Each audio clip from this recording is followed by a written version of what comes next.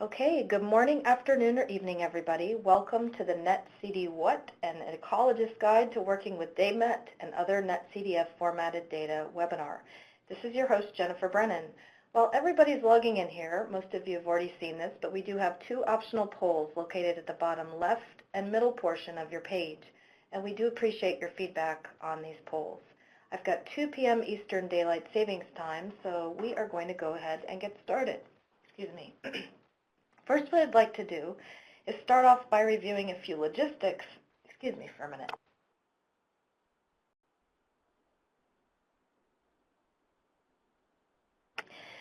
related to this webinar.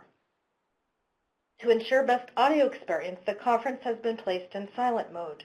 However, if you have any issues or you have any questions, what I'd like for you to do is enter those into the Q&A pod, and you'll find that located in the lower right-hand corner of your screen. This works like a chat.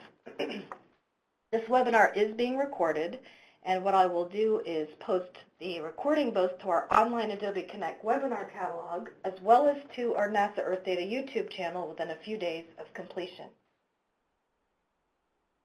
All registrants will receive an email with links to these recordings.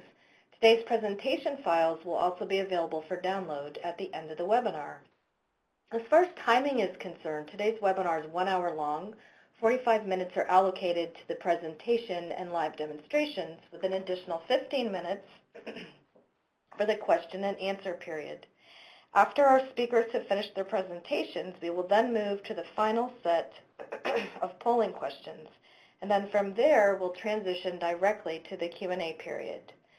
Again, you will have an opportunity to ask your questions throughout all portions of the webinar, with the exception of the live demonstration. And you'll do this by typing your question into the Q&A pod. Questions will not be answered using the raising hand function. It has been disabled. And then just one final note, depending upon how many questions we receive today, we will extend the Q&A period an additional 10 minutes, 10 to 15 minutes to 3:15 for those of you who may wish to stay on the line. All right, we will have two speakers for today's webinar. Dr. Allison Boyer, who is the Chief Scientist for the NASA Oak Ridge National Laboratory, or ORNL, Distributed Active Archive Center, or DAAC, and Michelle Thornton, who is the Daymet Technical Lead at ORNL DAAC. What I'd like to do now is pull up the agenda. Pull this up really quickly here. Hopefully everybody can see that. During the first few minutes, Dr. Boyer will provide an introduction to the netCDF file format and also the Panoply tool. From there, we will transition to our second speaker, Michelle Thornton, who will provide a live demo conducting netCDF operations in R. The second half of today's webinar will focus on an introduction to the Daymet data product and a live demo conducting Daymet manipulations using Python Notebook. With that, it is my pleasure to introduce today's first speaker, Dr. Allison Boyer. Allison? Thank you, Jennifer, and thank you everyone for joining us today.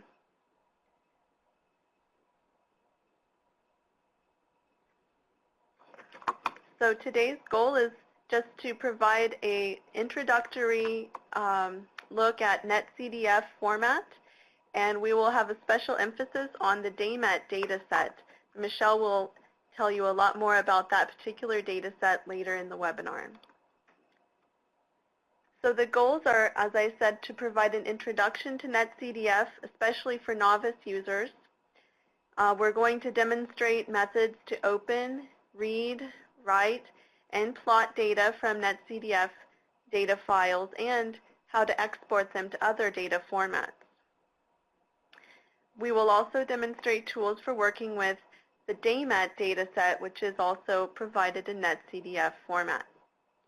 Now, as you're following along today, or after you download these slides at the end of the webinar, please take note of this URL at the bottom of slide 2, because we provided all of our Jupyter notebooks and our R tutorials on this website, and it will be up later on after the webinar for your reference.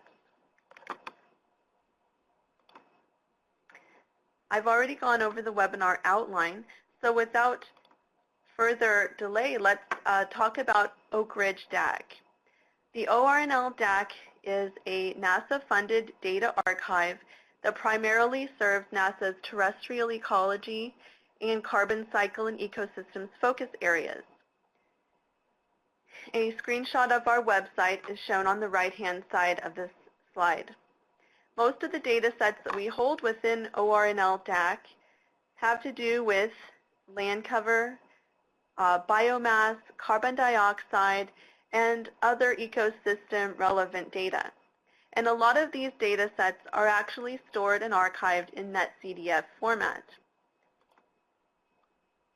So what is netCDF? netCDF stands for the Network Common Data Form, and it was developed especially for multidimensional scientific data. So by multidimensional, one example might be a data set that's organized by latitude, longitude, and time, and also multiple variables like above ground biomass or leaf area index. So a latitude by longitude by time by variable data set would have 4 or possibly even more dimensions. Now originally, the netCDF data format was used for climate data, but it's been adopted by many more areas other than just climate. The file extension commonly used is .nc, or sometimes you see .nc4 if the data set is in a netCDF version 4 format.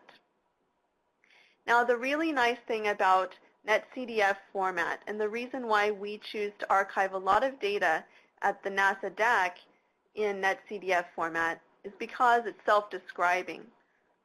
That means that metadata describing the data, the variables, the time frame, etc., are all embedded within the file. And this makes it both human readable and machine readable. The data format was developed and maintained originally by Unidata. The URL for their documentation is given on this slide. And recently, Esri, with their ArcGIS software, has also begun to support netCDF format. So you can find specific ArcGIS support for netCDF at this second URL that's shown on slide 5. So the netCDF storage model uses an array data structure. So an array is a data structure that consists of a collection of elements, each of them identified by an index. And an array may take the form of one dimension, which is basically a list, or it can be multidimensional. A two-dimensional array might be something like a grid, and three-dimension, like what's shown at the bottom of the slide here, could have an X, a Y, and a Z dimension. Now, because netCDF uses arrays, it has a lot of flexibility in how you arrange the data. This format is also often referred to as a data cube, or even something like a brick. A lot of higher-level programming languages like R and Python already have multiple built-in functions that are able to do array operations. So you can do math along an index, like taking the average across one latitudinal band in a gridded data set, or you can look at a time slice or an X or Y slice through the data set in one dimension.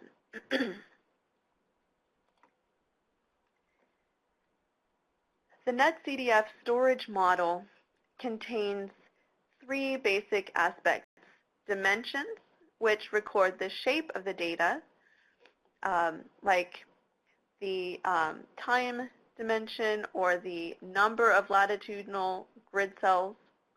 And then you have your variables. These basically hold the data values themselves, and the shape of the variable is specified by the list of dimensions. And you also have attributes. Attributes can be described for each variable, like describing the units, perhaps it's degrees Celsius, or by specifying a no data value. You can also have global attributes that apply to the entire file, such as the authors, the provenance information, or the name and citation to a paper that goes along with the data set.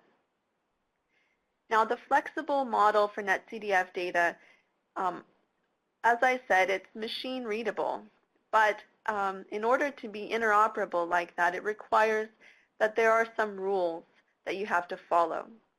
Now, if you follow these rules, your data will be usable by many people across multiple languages and tools. The main convention, naming convention for netCDF is called the Climate and Forecasting Convention. And as the name implies, it originated with climate modeling.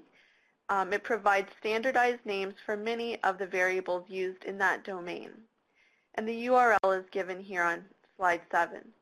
However, the CF convention, as it's often shortened, has also begun expanding their standardized names to include other things that are not involved in climate modeling.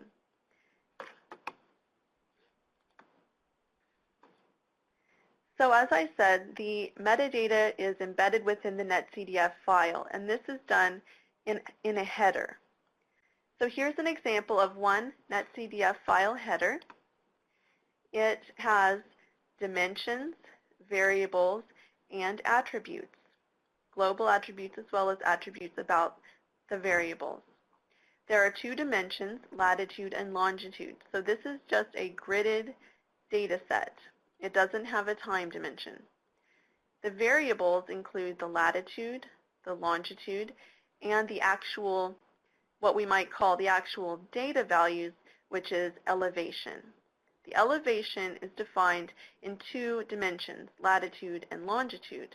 So you can see that the structure of this file is elevation is a gridded 2-dimensional data variable.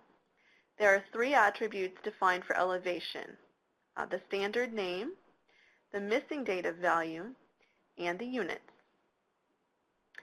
One global attribute is provided, which is the title. It just says surface elevation. And then the data is provided in a list by the variable name.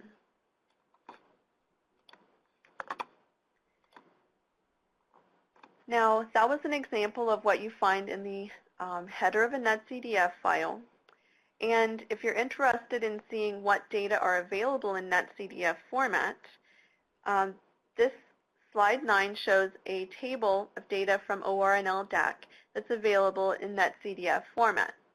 There are 93 data sets currently available, and we continue to add to this all the time.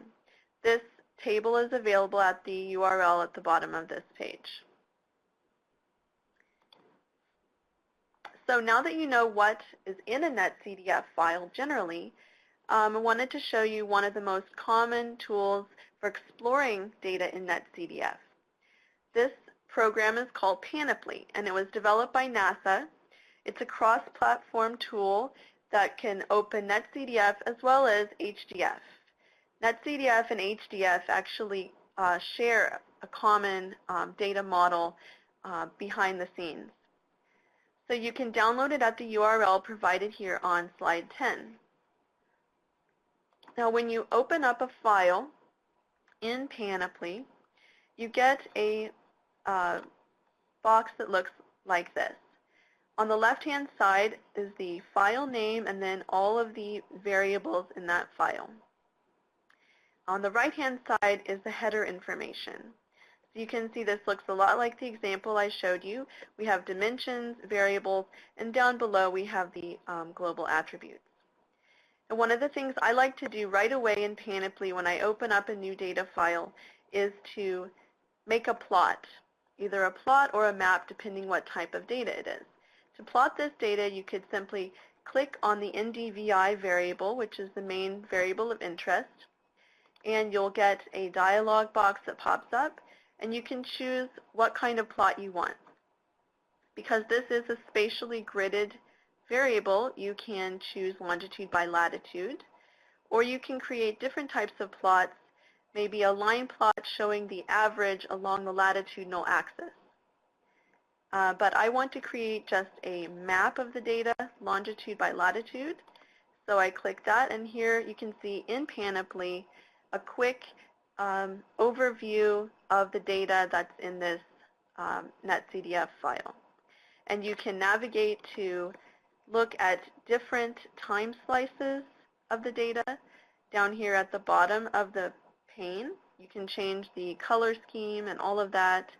You can save your plot as an image. You can even make an animation of your data set, maybe flipping through different time slices or going through different latitudinal bands, whatever you want to do. And you can save that as an animation. So I highly recommend Panoply as a first glance at netCDF formatted data. Now, many of you, when you're filling out those questions at the beginning of this webinar, indicated that you use R. So the first tutorial that we want to go through today is actually an R tutorial about how to open, to read, plot, and export data from netCDF format. The tutorial is available online at the URL at the top of slide 14. So now I'd like to switch into a live demo of that tutorial.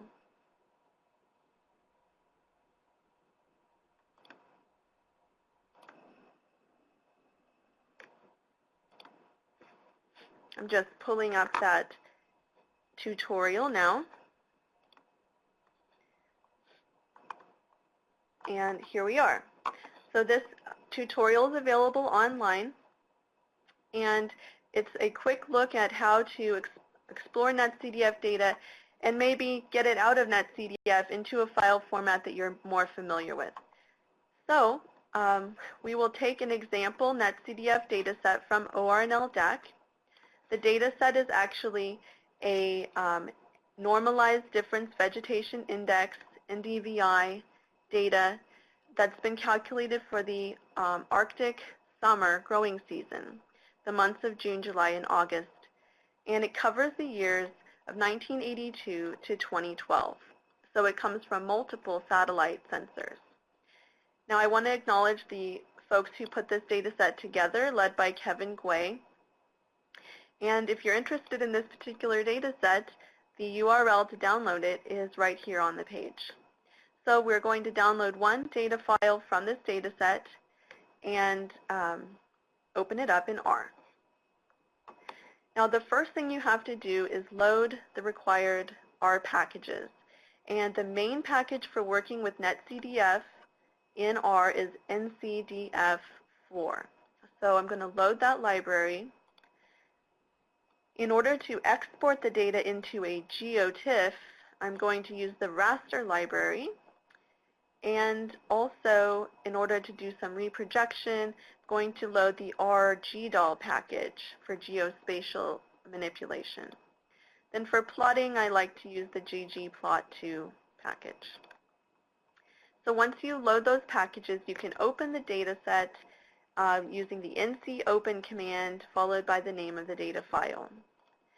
And reading it into this nc_data data structure, we can actually print out the header file for the netCDF into a text file. Now I'm not going to open up that text file here just for the interest of time, but when you do look at it, you can see that there are two variables. There's the time bounds, which just contains the start and end date of each of the observations, and there's the NDVI data, which that's the data that we're interested in. And from looking at the header file, I'm able to see that NDVI has 3 dimensions: longitude, latitude, and time. And importantly, they're provided in that order. So the order of the dimensions is important. So we need to capture the data in the longitude, latitude, and time dimensions. So I use the command ncvar_get to read in a variable from the NCData data structure and save it as lon. I do the same thing for the latitude and time variables. And you can take a look at those by using the head command. Then I read in the bulk of the data from the NDVI variable and store it into a three-dimensional array that I call the NDVI array. Now I can use the dim command to look at the NDVI array and see the dimensions. There are 4320 longitudes, 840 latitudes, and 31 time bins. Other important information about the NDVI variable is the fill value, or the missing data value.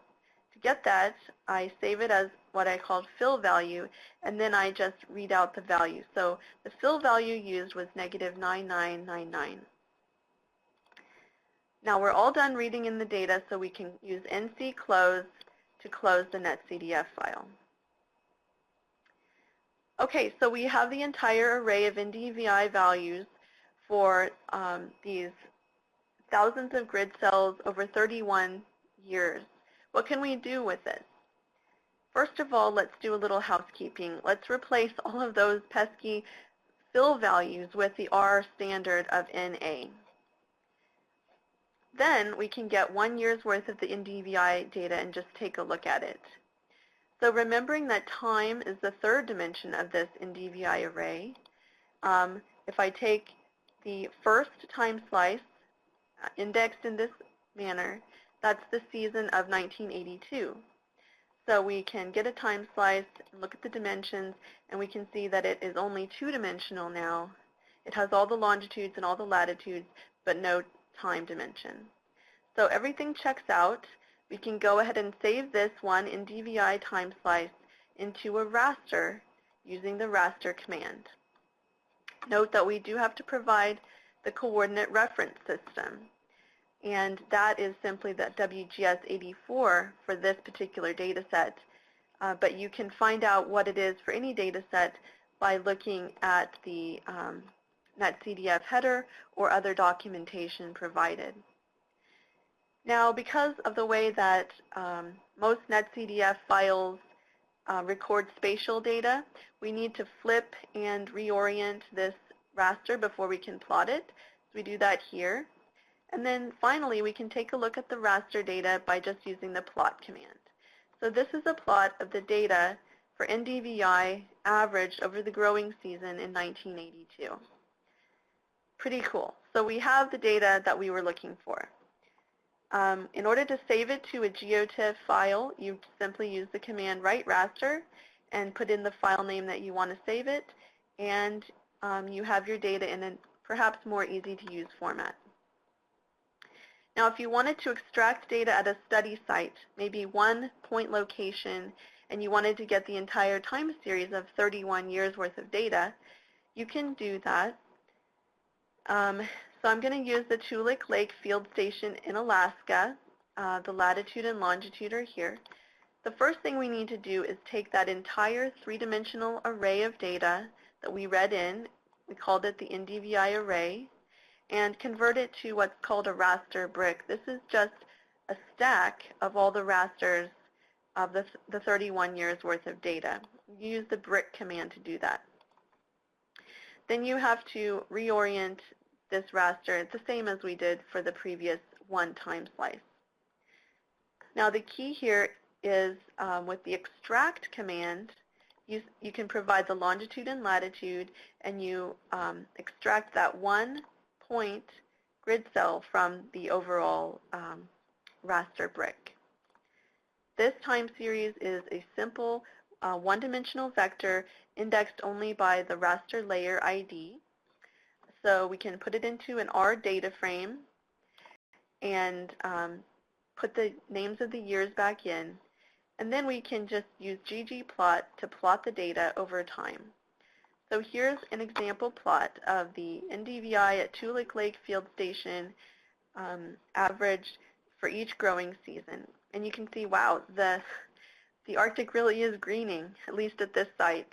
And that was the findings of the authors of this data set as well. So this R tutorial actually continues on to show you how to do some array mathematics to look at the time series, difference between two time periods. It kind of replicates some analysis that was done by the authors of this data set. But in the interest of time, I'm going to switch back to the presentation mode now, and we will return to the slides.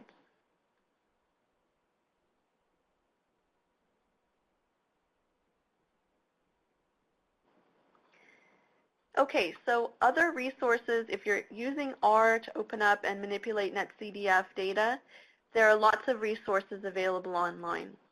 One of my favorites is from the University of Oregon, and the URL for that site is provided here on slide 14, as well as good resources at the R Blogger site. So I recommend that you check those out if you're an R person who wants to open netCDF. Now, many of you also indicated you use Python, and so we've put together a Python Jupyter Notebook that takes data in netCDF format. You can open the data and visualize it, and then export a subset of the data to a CSV file. And I'm not going to go through that Jupyter Notebook right now, but the link is provided on slide 15 as well as on our webinar site. So I encourage you to check that out as well. It has a very similar flow to the tutorial that I just went through in R. And I'd like to turn it over to our second speaker today now, Michelle Thornton from ORNL DAAC, and she'll tell you a lot more about a specific data set that's stored in netCDF format. All right, thank you, Allison, and welcome everybody to the webinar. I'd like to encourage you to look at those notebooks that Allison just shared. There's that notebook and several others that have been shared recently that work with netCDF files and also share some of the web services other than what I'm going to show you today. So on our webinar page on the slide that Allison shared earlier, there are lots of resources. But what I'm going to talk about is the Daymet data set. And you can find and access the Daymet data either through this URL, daymet.ornl.gov, or directly from the ORNL DAAC website. And also I want to point out that we did a webinar a few years ago accessing Daymet data through web-based tools and services, and that has ways to access the data other than what I'm going to share with you today. So that's another resource. So the Daymet dataset is one of the highest downloaded datasets at the ORNL DAAC, and it was developed to provide continuous gridded meteorologic variables to a terrestrial vegetation growth model. And therefore it has had many applications within many disciplines. And the dataset characteristics make it an important input to many scientific studies and research applications. And some of those characteristics are the spatial resolution, which is, it is a 1 kilometer data set, so the pixel size is 1 kilometer. It's daily data. The years available are 1980 through 2016, and that's updated yearly. We do have a North American spatial region, and that was distributed starting last year. So you can see the picture on the right of your slide has the extent of the data that's distributed, including separate files for Puerto Rico and Hawaii. And we do distribute this in a netCDF-4 file format. And that netCDF version 4 allows us to have internal compression, especially in this large North American data set. That's important. It gets the file size down to something a little more manageable. There are several variables with this data set: minimum and maximum temperature, shortwave radiation, vapor pressure, snow water equivalent, precipitation, and day length. And it's that queue of variables along with these other data set characteristics that make it so popular.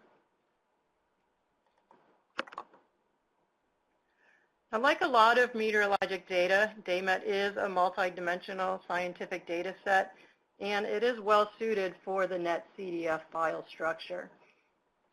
It's three-dimensional, X, Y, and time. If you download the files, they are organized by year and variable. And so each file has 365 days since it is daily data. And if you look at the naming convention of the file, it's very descriptive. The Daymet dataset, V3 is for version 3. This particular example is minimum temperature for 1980. The NA stands for North America. There's also separate files for Puerto Rico and Hawaii. And the X and Y dimension are in projected units. This is a projected data set. It's in a Lambert conformal conic projection, and so the X and Y units are in meters.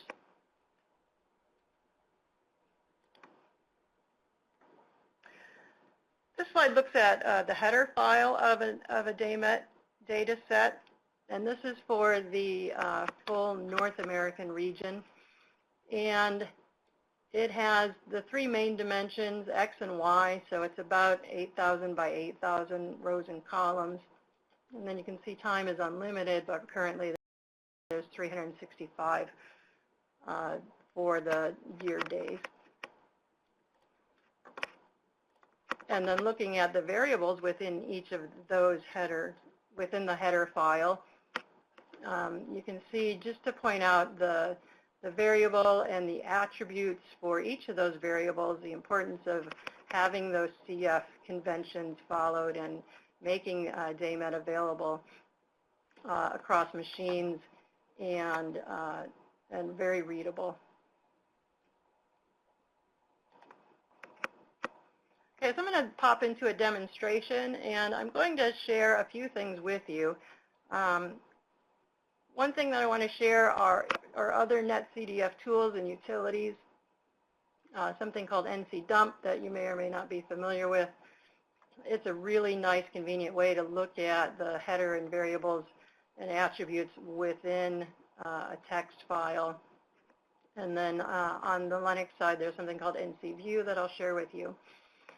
I want to also share a web service that we've had available for just a little while, especially since we have the version 3 data being distributed. It's really important for most researchers to be able to subset this data either spatially or temporally, and this allows you to do that. So I want to share with you how that's done, and then I'll jump into Python and NetCDF through a couple of Jupyter Notebook tutorials.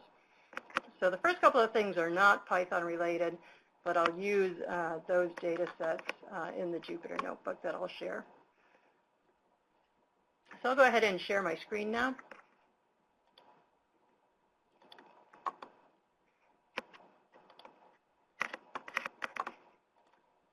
So here we are on the Daymet website, and you can see there are a number of ways to directly access the data. What I want to share with you is a tutorial that I put together under the web services that goes through this NetCDF subset service. And there's a lot of explanation there, but basically you go through the Threads data server. Let me jump over to the home site again. Here's the Threads data server, and we'll run through that real quickly once I share the tutorial with you. But eventually you'll get to this page where you can access the NetCDF subset service. That'll take you to this GUI where you can select the variables that you want to download. And importantly, over here on the right, you can subset the data based on latitude and longitude, and also by a start and end time if you want that. Now, while we do that, when I show you in the demonstration, what's great about this service is that this request URL is automatically filled in while you're typing and selecting your subset. And you can use that request URL to automate this download. Instead of having to go through that GUI one subset at a time, you can take that request URL. Here it is again. So that's from that demo from above.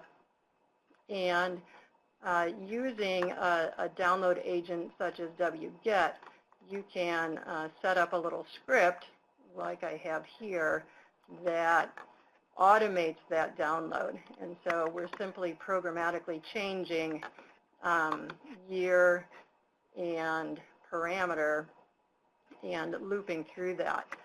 So, for example, this one would download 4 years for 3 variables. So after running this, you'd have 12 separate files that you can then work with that are subset for you from that very large data set.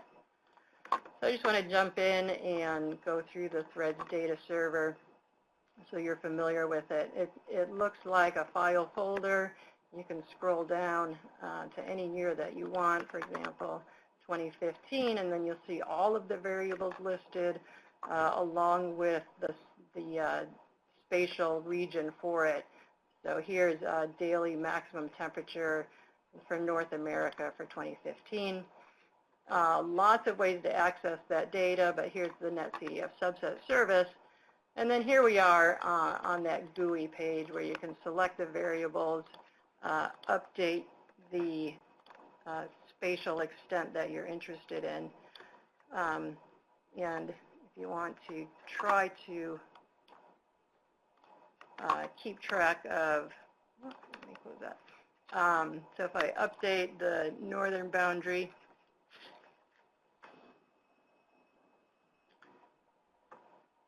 if you look at the request below, you can see that that's updating as I'm doing this. And again, you can simply copy and paste that and then start working on scripting through that.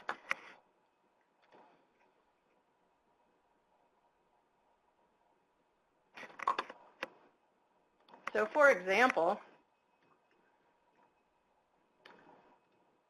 here are files that were downloaded with a script that I wrote that downloads that area. The GS and so forth is the Great Smoky Mountain National Park subset. So this is an area around the Great Smoky National Parks near where we're at. And while I'm here, I want to share with you those utilities that I like to use if I'm just getting used to starting with a netCDF file. So there's ncdump with the -h command, and that will just show you the header of a file. So this is a really convenient way to look at the header, variable, and attributes of any netCDF file. And then while I'm here, I'll quickly show you NCView for one of these subsets.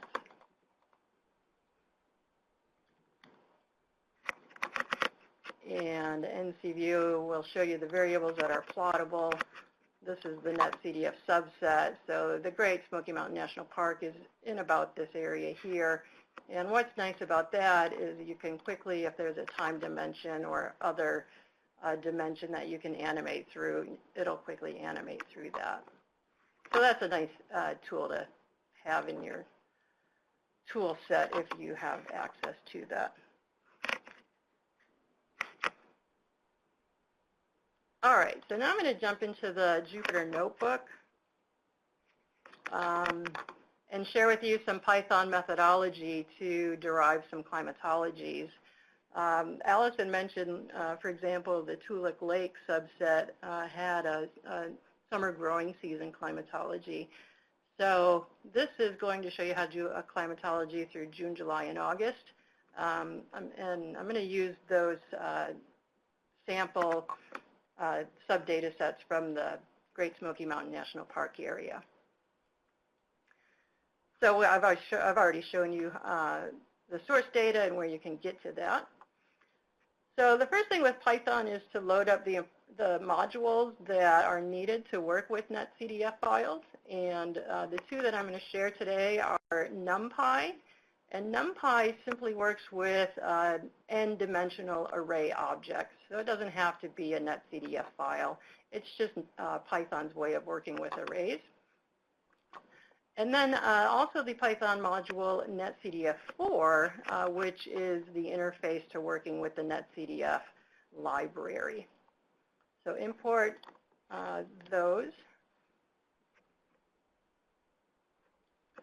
And the next thing that we're going to do is we're going to read and also create a new netCDF file, and then we'll explore those files. And so here you can see the subset that we got earlier for the Great Smoky National Parks. This is for 2015. So we'll use the dataset method to read that netCDF file.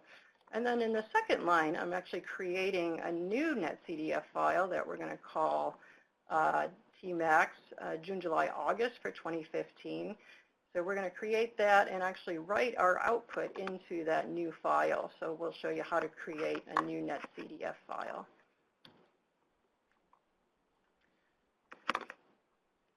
Python dictionary calls can be used to explore aspects of the netCDF file.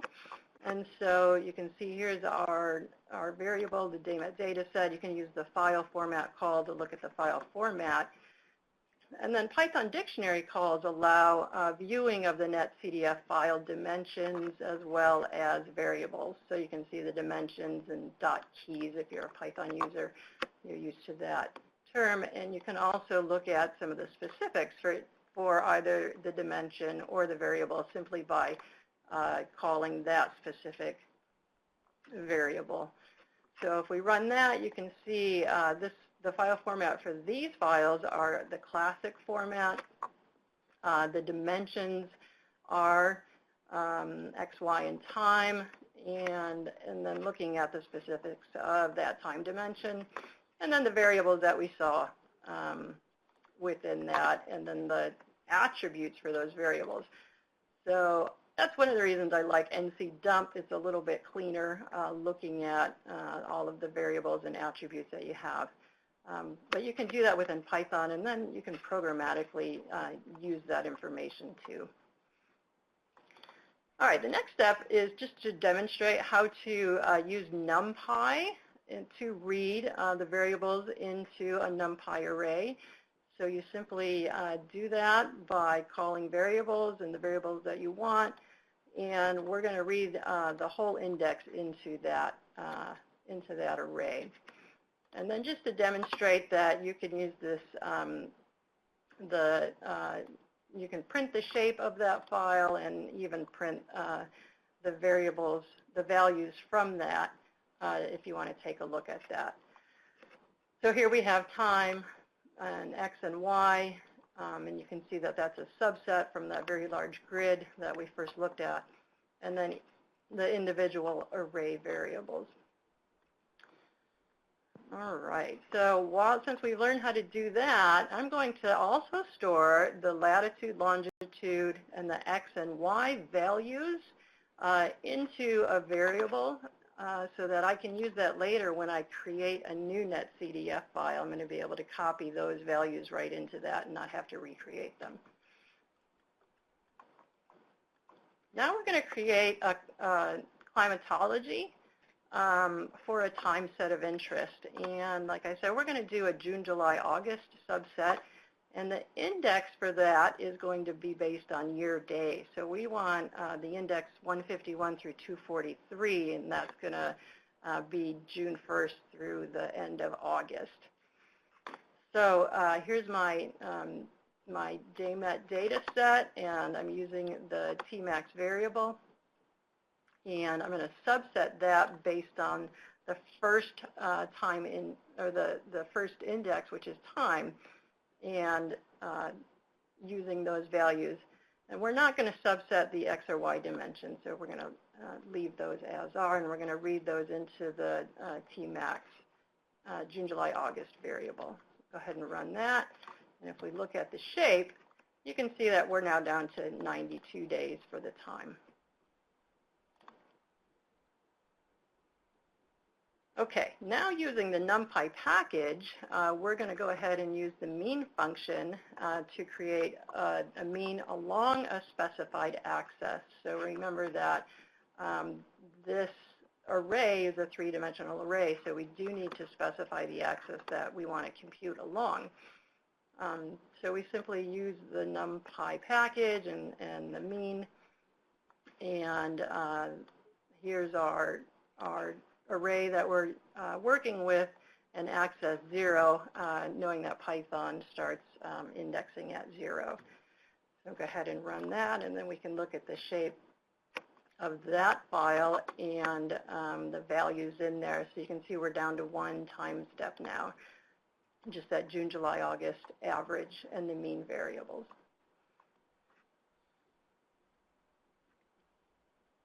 So now what I want to do is, for the output netCDF file, we're going to create dimensions and variables to write this new climatology into. In this case, the X and Y dimension are going to be the same size as the input data set. So we're going to use the Python length function, or len, to copy the size from that original input file. So that's what I'm doing here. And then we're going to use the create dimension method to create dimensions in the new file that we opened up earlier. So here we are writing a new netCDF file, and we know that the first thing that we need to do is to define the dimensions. And when you use the create dimension argument, you have to, the first argument is the dimension name, and the second argument is the size of that dimension. So here's where our length function comes in. Now we're going to use the create variable method to create a new variable in the netCDF file, and that's going to hold this June, July, August average that we calculated from above. And this argument supplies the variable name, the first argument. The second argument is the data type. And the third argument, importantly, is the shape of that dimension. So this is going to be a three-dimensional variable. So we'll go ahead and run that. Now, sticking with all those CF conventions and standards that are important with netCDF files, we're going to go ahead and assign attributes to the variable that we created above this June, July, August mean. And so you do that by adding the unit name to the variable from above.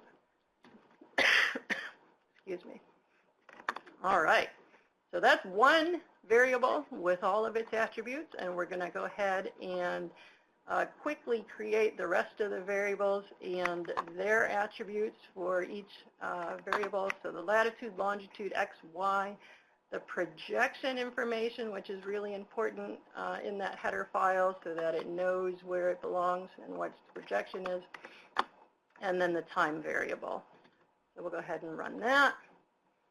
And finally, we're going to go ahead and write all of these arrays into that new netCDF file. And so remember, we copied the latitude and longitude values in, the x and y values from the original file. And here's that June, July, August average that we calculated above using Numpy. So we'll go ahead and do that. And then we can look at that new file that we created. You can see we have our dimensions, x, y, and time, the variables that we created, and then just a quick look at the June, July, August values. And then, of course, we need to close all those files. Now we're going to take a look at that new netCDF file that we created, but before I do that, I want to show you that after you do that, you probably want to do this for multiple years, not just 1 year, and using the power of netCDF and the multi-dimensionality aspect of it, we can do this for several years. So in this tutorial, I've just expanded a little bit on everything I just showed you, and I just want to share with you that you can automate looping through multiple years doing that. So again, we're using the same module. I've added date time so that we can get the correct date time.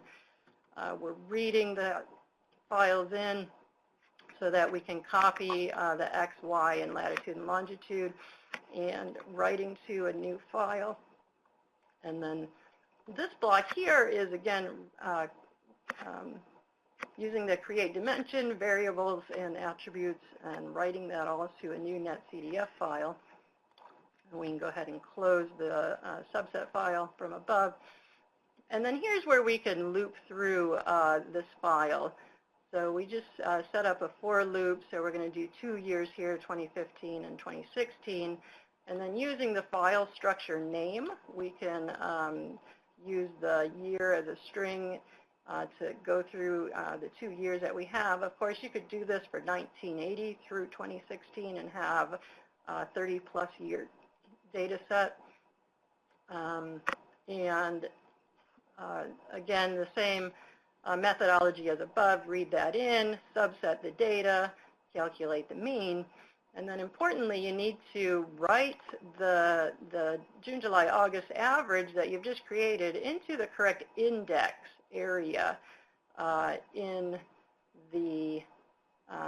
the correct time index. So the first one will be 0, and the next time you do this, that'll be 1, and so on and so forth, depending on how many years you have.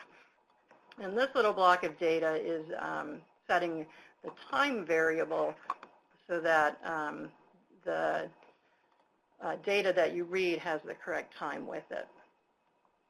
So we'll go ahead and run that and close those files. And here is the file that we created, opened up in Panoply. And you can see we currently have 2 time dimensions that we wrote into. Again, you can run this through any number of years and have a multi-year, multi-dimensional data set. And zoom into that, you can see here's the 2015 June, July, August average and the 2016 June, July, August average. So get a quick visual of that using Panoply. And then also was able to bring this into ArcMap using the netCDF tools, and it's placed correctly because we have the projection information defined, and you can go ahead and do more spatial analysis with that data within ArcGIS if that's what you wanted to do. Okay, so we've seen how to open and read and manipulate array data in R and Python and write that data out into multiple different formats. Go ahead and please contact us with any questions that you might have beyond the QA period. To remind you that our notebooks are available. And I want to thank to Jennifer for hosting this webinar, and I'll turn it back over to her. Okay, thank you, Michelle, and thank you, Allison. So what we're going to do now, we are going to move to a final set of polling questions. And I'll give these just a couple of minutes or so. We did receive quite a few questions during the presentation, so I expect that today's session will extend to 3:15 p.m. for Q&A. If there are any questions that we don't get to, so that those of you who asked the questions will know, that particular Q&A log will be sent to our speakers, and they will be able to follow up with you offline, so not to worry, okay? And then once we finish up with these, the files, the presentation files are available for download, and then I'll have the webinar itself posted hopefully tomorrow and send links out to everybody. All right, so let's give these a couple of minutes, and then yeah, we'll give these a couple of minutes, and then we'll move on to the Q&A.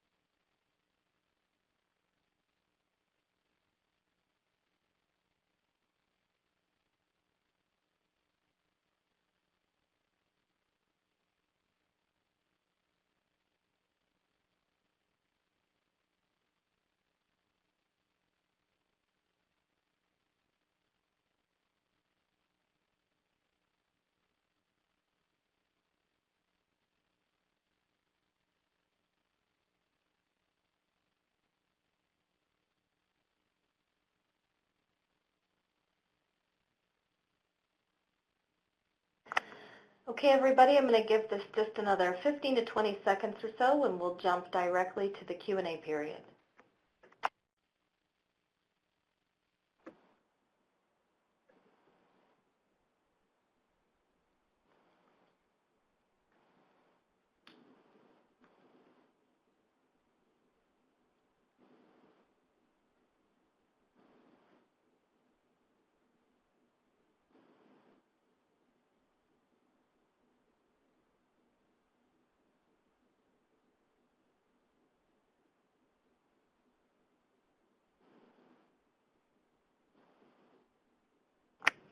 Okay, thanks everybody. At this point, we will move to the Q&A period, but of course, if you think of something a little bit later, I'll still have the virtual meeting space open an additional 10 minutes after we're finished. Let's go ahead and jump right into the questions. There were quite a few. So early on, there was a question, and I'm not sure if this was answered with the content that followed, covering, could you cover?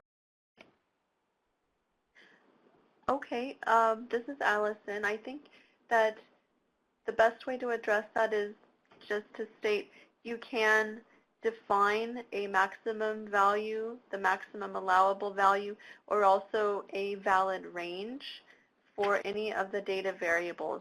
So if I had a data variable that went between 0 to 100, I could set that as the valid range, and then it would let you know that anything outside that range is missing data or erroneous data. Okay, thank you, Allison. Let me move to the questions that followed that. Okay. All right, it would be great if you could list the attributes which are essential to assign to each variable if one is creating a netCDF file from scratch, like an array. That's a very good question. In order to follow the climate and forecasting conventions, there are certain attributes that are required. I don't have that list right in front of me, but the examples that Michelle showed for creating the new file for holding a Daymet climatology include all of the required variables. So, for example, you have to have the latitude and longitude. They have to have a time dimension. They each have to have a standard name. So I would use her Jupyter Notebook as a guide for creating any new netCDF file.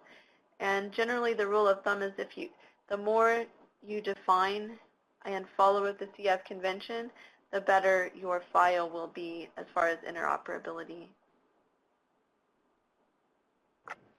Okay, excellent. Thank you.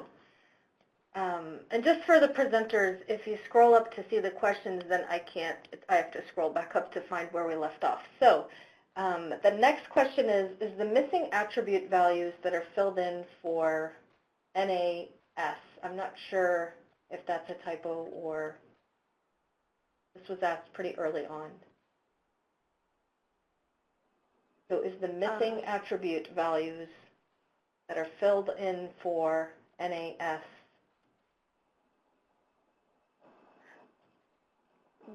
That's the end of the question. I think I can answer that just by saying that NA is not used in the netCDF file, but NA is used in R.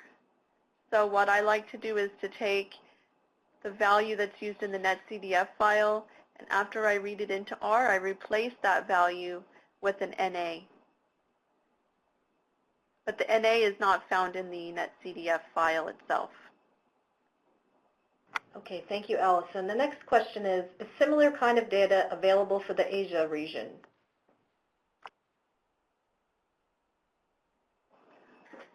I guess that depends on which data set that question was for, if it was for Allison's data or the Daymet data. Daymet is only available right now for North America. But there are other daily meteorologic data sets that are global. Okay, thank you. Our next question is, I would like to know what is the difference between the classic NC format and the NC4 format? Is it related to data compression to reduce disk space? Yeah, so the classic netCDF format is also version 3, and netCDF-4 is the newer release, and it's very closely tied in with HDF. And netCDF-3, or the classic version that's the same, does not have internal compression, whereas netCDF-4, when you create those files, you can impose internal compression. And that's why the new Daymet data, especially the version 3 data, are netCDF-4, because that does allow for internal compression. There are other important aspects about netCDF-4. You can have more than one unlimited variable, for example. So it's a more powerful file format. Okay, thank you, Michelle. The next question, maybe the answer needs to include whether or not there's information in one of your tutorials, since we won't be able to conduct a demo at this time. The question was, can you demo how to extract data for an area like a shapefile?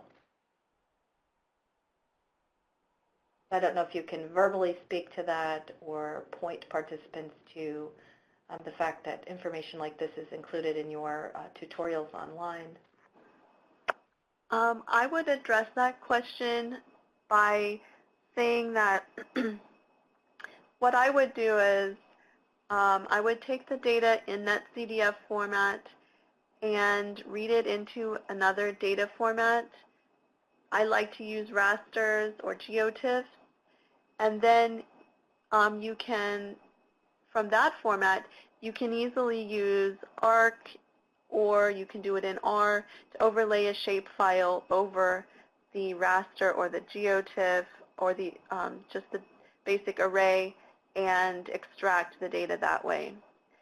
So there are routines. I know R better than Python.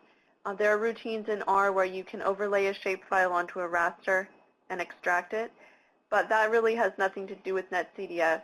The first step is to get the data out of netCDF and into a three-dimensional array that's saved within R.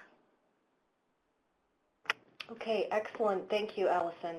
Our next question is, which are the main benefits of plotting netCDF files in R instead of Panoply?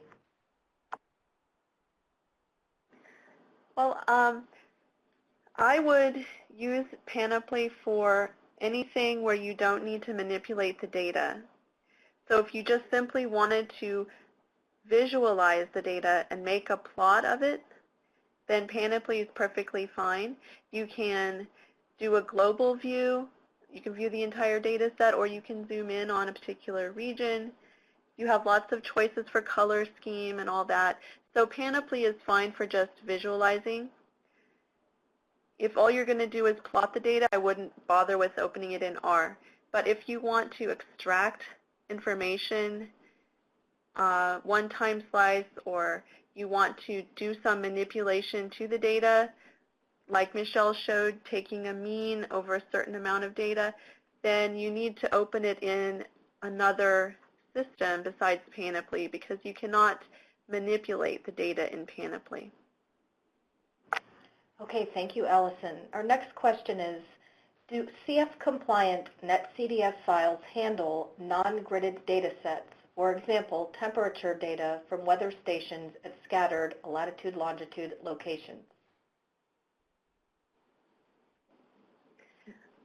That's a good question. I'm glad they brought it up, because the first Python tutorial that it was on the slide directly after the R demonstration, that Jupyter Notebook has an example of a data set which is not gridded.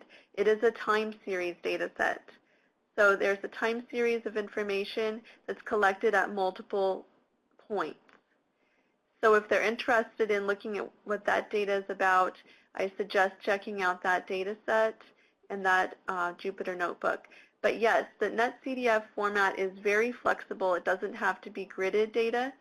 You can use it for time series data at a particular point or any dimension You can define the dimensions in any way. It does not have to be latitude and longitude. Okay, thank you. Then there's a comment that followed. It says also a comment for Python, it's worth looking at the X-array module for working with netCDF files. And then the next question is, I am guessing if the specific lat longitude is not in the gridded data set, such as Daymet, you would calculate the Haversine distance and pick out the closest observations? Are there any better ways you recommend?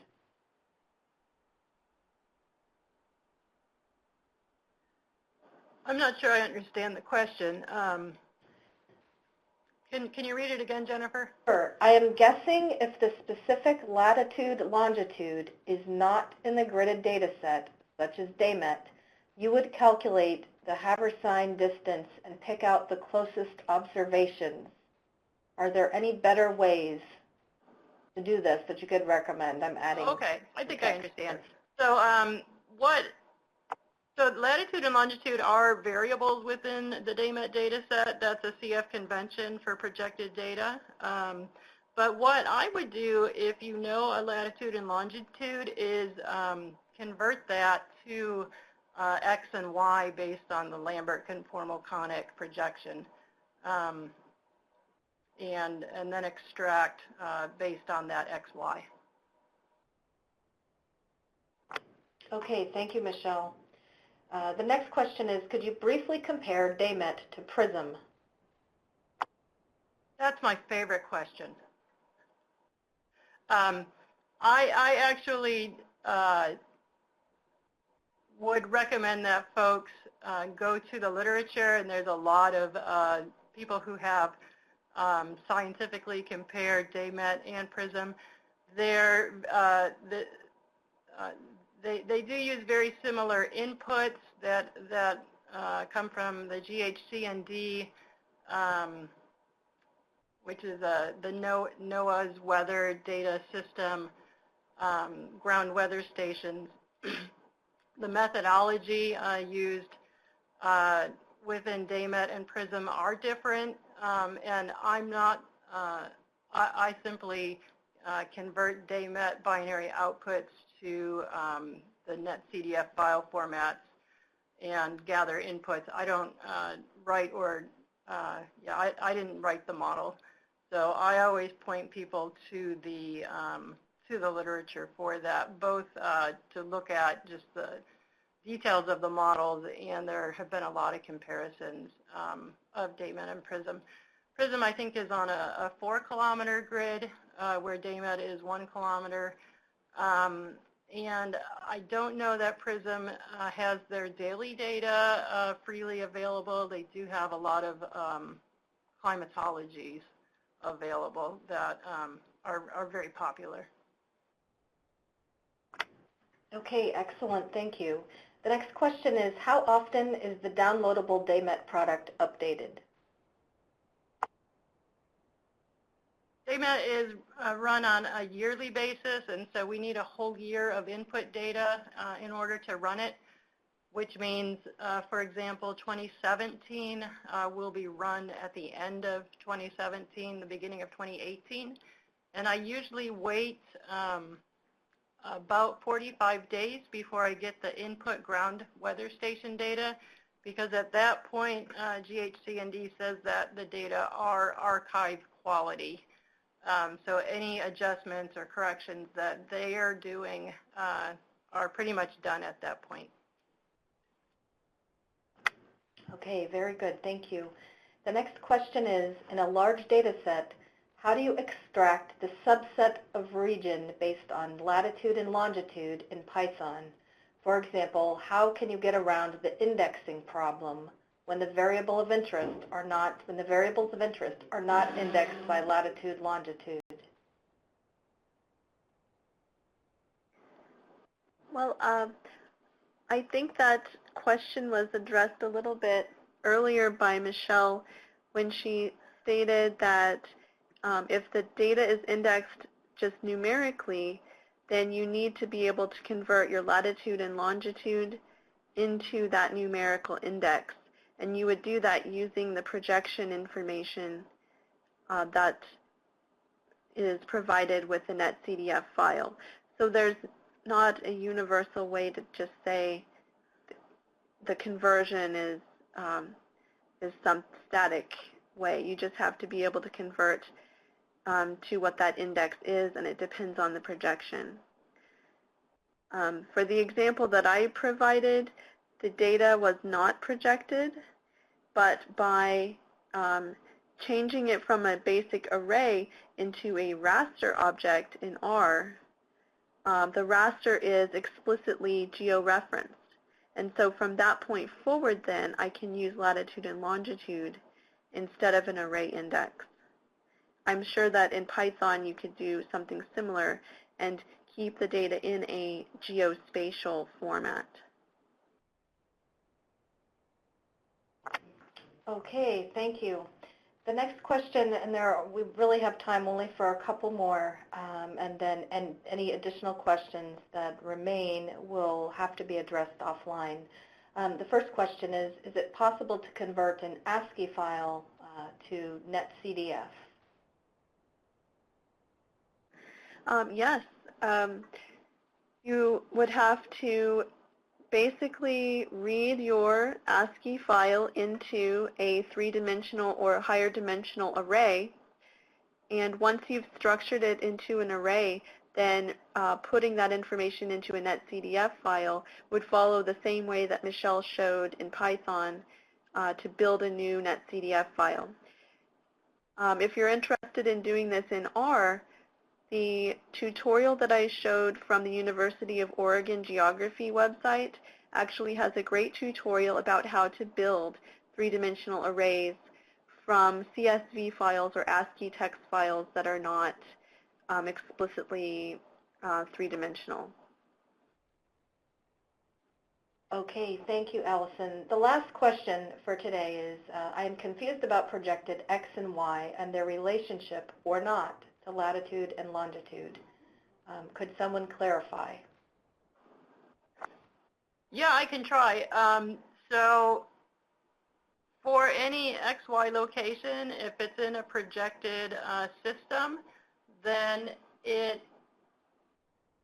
there's a corresponding latitude and longitude on the Earth for that. And so if you're a GIS user and you know that you can take a data set that's in a geographic projection and project it into an Albers or Lambert conformal conic, that those mathematical formulas are available. And so so you simply take the XY and reproject it. So think of it as a point going from, so the center of the grid cell in X and Y being reprojected into latitude and longitude. So you can do that in ARC with the project tool. There are command line utilities. There's a USGS utility called PROJ, P-R-O-J 4, that you can supply an XY and let that utility know the projected attributes and then get a latitude and longitude, or the other way around. Okay, thank you, Michelle. I'd like to thank all of our participants who are still on the line for participating in today's webinar. The presentation files are available for download in the lower right-hand corner of your screen. If you highlight any of the files, you'll be prompted to download the file. Any questions that you have, we'll leave the virtual meeting space open an additional 15 minutes to 3:30 p.m. Eastern Time. And at this point, we will log off from the audio component of the webinar. But if you have a question, feel free to type that into the Q&A pod. And again, I will be sharing the Q&A log with our speakers so they can certainly follow up with you offline. Thank you so much, everybody. We appreciate your participation today. All right, at this point, we will log off from the audio component, and I will leave the virtual space open. All right, bye-bye, everybody. Thanks, everyone.